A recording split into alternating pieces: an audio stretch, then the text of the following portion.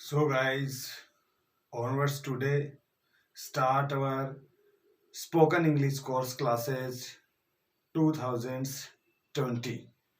आज अपन है वो स्पोकन क्लास के बारे में है वो डिस्कस करेंगे, यानी इंग्लिश स्पोकन क्लासेज है मैं आप लोगों के लिए स्टार्ट कर रहा हूँ। और स्पोकन के अंदर आप सब लोग हैं वो स्ट्रगल करते हो बोलने में भी लिखने में भी कि भाई ये जैसे हिंदी में जैसे हम लिख सकते हैं बोल सकते हैं आसानी से, क्यों न हम वैसे की वैसे ही इंग्लिश बोलें और लिखें। तो जैसे ही ये आपके सामने है वो मामला आता है आप स्ट्रगल करते हुए फील होते हो। इसलिए मैंने सोचा कि कुछ बच्चों के लिए जो छोटी क्लासेज हैं बड़ी क्लासेज हैं जिनका लेवल कुछ भी है वो कोई सी भी क्लासेज के अंदर है, लेकिन कम से कम यदि इंग्लिश को ठीक ढंग से लिख पाए बोलें तो उनका जो बेस है वो और ज्यादा मजबूत हो जाएगा। आप लोग जानते हो कि ये प्रेजेंट जो टाइम है मॉडर्न जो एज है वो इंग्लिश का है, और इंग्लिश के बगैर आप अपने आप को बिल्कुल सेटिस्फाई महसूस नहीं कर पाते हो कि भाई नहीं इंग्लिश के अंदर मार्क्स नहीं आएंगे। इंग्लिश जैसे आपके सामने आप इंटरव्यू के लिए कहीं जाते हो और वहां पर इंग्लिश के अंदर आपका इंटरव्यू हो रहा है तो भी आप है वो आपके जो पैर हैं वो लड़खड़ाने लग जाते हैं। इसलिए अपन स्टार्ट करते हैं। Let us start our first classes spoken English course. Spoken English class, ठीक है, या कोर्स कह सकते हो, इसको कोई बात नहीं है। डे फर्स्ट पहला दिन है। बहुत सारे ऐसे वीडियोज स्टूडेंट्स आप लोगों ने देखे होंगे कि ओनली मात्र 45 दिन में 30 दिन के अंदर है ना अपनी स्पोकन है वो कंप्लीटली आपको करवा देंगे स्टूडेंट्स। मैं कह रहा हूं ओनली 7 डेज, ओनली 7 डेज, केवल 7 दिन रेगुलर क्लास है वो आप यदि अटेंड कर लोगे तो 100% आप इंग्लिश बोलने भी लग जाओगे और शुद्ध लिखने भी लग जाओगे। फर्स्ट डे की क्लास स्टार्ट करता हूं। फर्स्ट डे आप लोग जानते हो मैंने बोर्ड पे 2 वर्ड लिखे हैं, दिस और दैट। यहां से ही स्टार्ट करते हैं स्टूडेंट्स, दिस और दैट से, ठीक है, दिस और दैट। अब हिंदी के अंदर इनको कुछ समझना नहीं है कि दिस और दैट, इतना ही याद रखो कि दिस और दैट लिखे हुए हैं। और जैसे जैसे मैं आप लोगों के सामने रिएक्शन करता हूं वैसे वैसे आप हैं वो रिएक्शन है वो देते रहना साथ साथ में, क्योंकि जैसे मैं बोलूंगा वैसे आप लोग है वो फॉलो करना। जब तक आप फॉलो नहीं करोगे, आप खुद को एक इमेजिनेशन के तरह सोच करके कल्पना करके नहीं शो करोगे, तब तक बिल्कुल सीख नहीं पाओगे। मैंने लिखा है दिस और दैट, परिचित हो तुम सारे लोग जानते हो, दिस आपने बहुत बार पढ़ा है बहुत बार लिखा है, हर जगह अभी भी पढ़ रहे हो देख रहे हो, कोई दिक्कत नहीं है मेरे हिसाब से। दिस और दैट। अब जो चीज अपने पास है, जो चीज अपने बिल्कुल पास है उसके लिए क्या यूज करोगे स्टूडेंट्स, हमेशा दिस। और जो अपन से थोड़ी दूर है उसके लिए आप क्या लगाओगे, दैट। ये दोनों जो शब्द हैं दिस और दैट ये बिल्कुल किसके सेंस में आएगा, नियर, और ये फार। इतना याद रखो, नियर का अर्थ होता है पास में, क्या होता है पास में, और फार का अर्थ क्या होता है जो दूर हो, क्या हो दूर हो, अपने पास में नहीं हो। तो दिस और दैट। अब मान लीजिए ये क्या है, ये क्या है, मेरे पास एक पेन है और ये मेरे पास में है, नजदीक है, ठीक है, तो मैं इसके लिए स्टूडेंट्स बोल सकता हूं this is a pen, this is a pen. और जैसे ही मैंने इसको यहां रख दिया, मेरे से ये दूर हो गया, तो मैं क्या बोलूंगा, this is a pen, it is wrong, ये गलत हो गया। आप इसके लिए this is a pen use नहीं कर सकते स्टूडेंट्स, आपको क्या यूज करना पड़ेगा, दैट इज ए पेन। ये एक क्या है, पेन है। अभी मैं इसको पिक करूं, अब ये क्या हो गया, दिस इज ए पेन। मान लीजिए, मान लीजिए, कल्पना कीजिए, सोचिए जरा, मेरे हाथ में सेब है, एप्पल है, क्या है, सेब। मैं बोलूंगा इसके लिए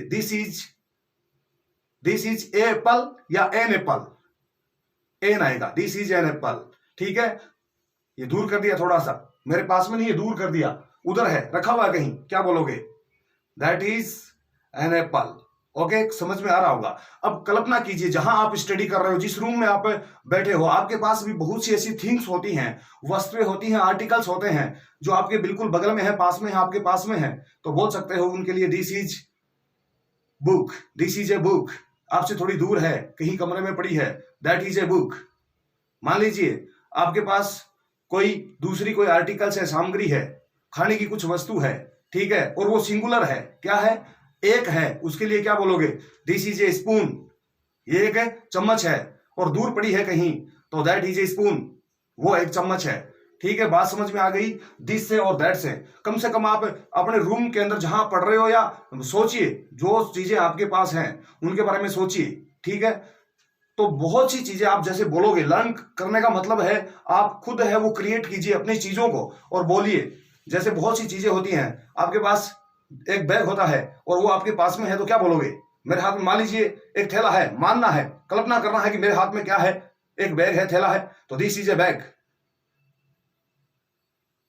क्या बोलोगे? This is A bag? नहीं, दैट। क्या आएगा? दैट, क्योंकि दूर हो गया ना, क्या हो गया? दूर, तो दैट इज ए बैग। क्या हो गया? That is a bag. मान लीजिए मेरे हाथ के अंदर और एक क्या है? घड़ी है।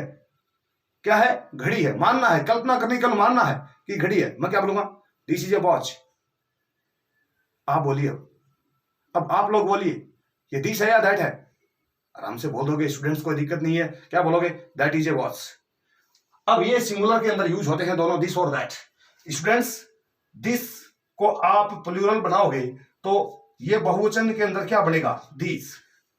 और दैट है, उसका आप क्या यूज करोगे? दोज।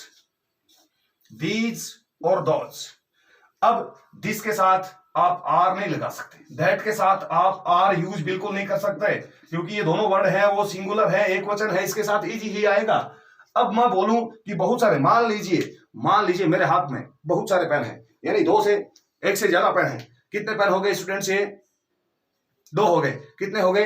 दो। और ये क्या है? मेरे हाथ में है, मेरे हाथ में है, इसका मतलब ये मेरे पास है। तो आप क्या बोलोगे?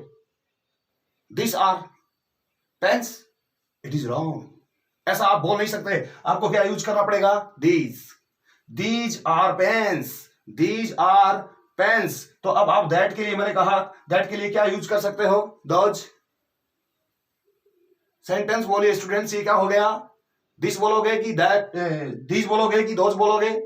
Those. Those are pens, these are pens, those are pens. Concept समझ में आ गया होगा मैं क्या बताना चाह रहा हूं। अब बहुत सी चीजें हैं आपके पास, उनको बोलिए जो आपके पास में नहीं है ना?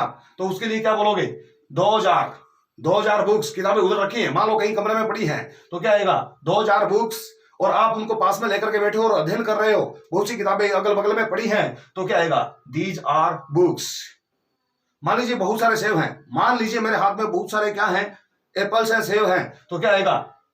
पास में है मेरे, दीज आर एप्पल्स। और उधर रखे हैं, कहीं दूर रखे हैं, तो क्या आएगा? Those are apples. तो ऐसी बहुत सी चीजें हैं स्टूडेंट्स जो आपके अगल बगल में हैं। आप बाहर जाते हो, घूमते हो, फिरते हो, बहुत सी चीजों को ऐसे देखते हो, उनके लिए आप दिस, दैट, दीज, दोज लगा करके वाक्य बनाइए अपने माइंड में। माइंड के अंदर सोचिए कि इनके लिए जो सर ने जो बताया है उसके हिसाब से कैसे कैसे सेंटेंस अपन बना सकते हैं। मान लीजिए स्टूडेंट्स कि मेरे पास ये एक क्या है? बुक है। क्या है? बुक है। ये क्या है? ये देखो, ये क्या है? इसके लिए क्या यूज करोगे? These are papers. ये क्या है? पन्ने हैं। क्या है? ये पन्ने हैं, मेरे पास में है। ठीक है, मान लीजिए उधर बहुत सारी जो मतलब पेपर्स पड़े हैं, उनके लिए आप क्या यूज करोगे? Those are papers, those are papers. मान लीजिए आपके पास कोई चीज वर्तमान में है, जो आपके पास है, आप रखते हो, तो उसके लिए आप हमेशा क्या सेंटेंस यूज कर सकते हो? जैसे I have a pen, I have a pen. मेरे पास एक क्या है? पेन है। I have a pen. ठीक है, यदि यहां पर ये क्या है? प्लूरल है, और मैं ऐसे बोलूं वह एक पेन रखता है, तो आप क्या आएगा? He has a pen, he has a pen. कोई दिक्कत नहीं है। उसी प्रकार से आप बहुत सारे सेंटेंस बोल सकते हो जो आपके पास में है। मान लीजिए आपके पास में अंगूठी है। क्या है? अंगूठी है, और आपके पास है, वर्तमान में है, और तुम रखते हो उसको, क्या बोलोगे? आई have a ring, I have a ring. ठीक है, और मान लीजिए उसके पास, किसी व्यक्ति के पास में अंगूठी और वो रखता है, तो यहां क्या आ जाएगा? ही हैज ए रिंग। बिल्कुल सिंपल है। तो आप इस प्रकार से इनको बोल के देख सको। बोलिए जरा, जो आपके पास चीजें हैं, उपलब्ध हैं, आपके पास जूते हैं, जुराब हैं, है ना, स्वेटर्स हैं, बहुत सी ऐसे आर्टिकल्स हैं, थिंग्स हैं जो आपके पास हैं, वर्तमान में हैं, तो क्या आएगा? I have. प्लूरल के साथ, बहुवचन के साथ क्या आएगा? आई हैव, और सिंगुलर है तो ही हैज। समझ में आ गया होगा। अब मान लीजिए कि आपके पास नहीं है और आपने कहीं देखा है, मान लीजिए इसी सेंटेंस को कहूं कि मेरे पास पेन नहीं है, तो ये सेंटेंस कैसे बनेगा? I do not have a pen, मैं एक पेन नहीं रखता हूं, मैं एक पेन नहीं रखता हूं।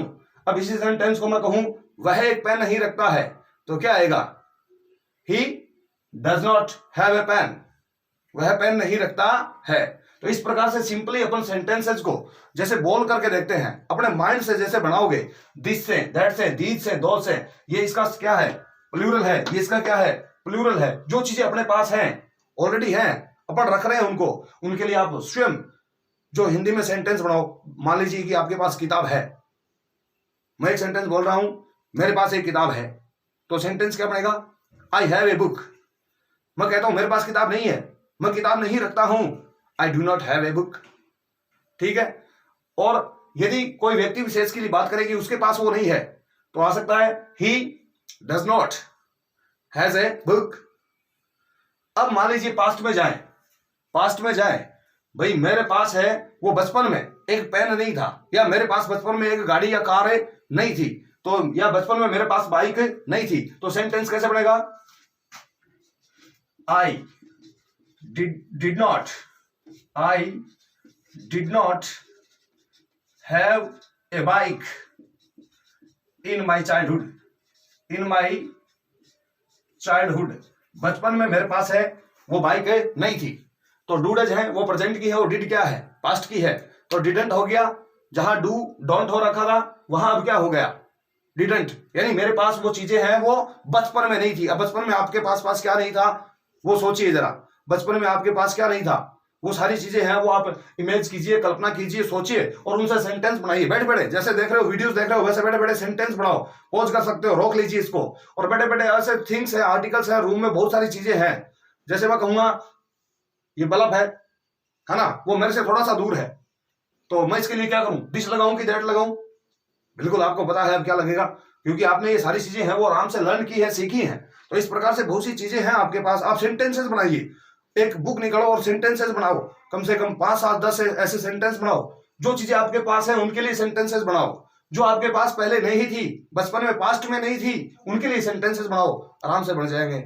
आशा करता हूं कि अपना फर्स्ट डे है वो इन जो चीजों से लेकर चले थे, छोटी से कॉन्सेप्ट से लेकर चले, समझ में आया होगा। और यदि आपको समझ में आया है तो सब्सक्राइब करना बिल्कुल न भूलें। यदि आपने सब्सक्राइब कर दिया तो लाइक तो बनता ही है। थैंक्स।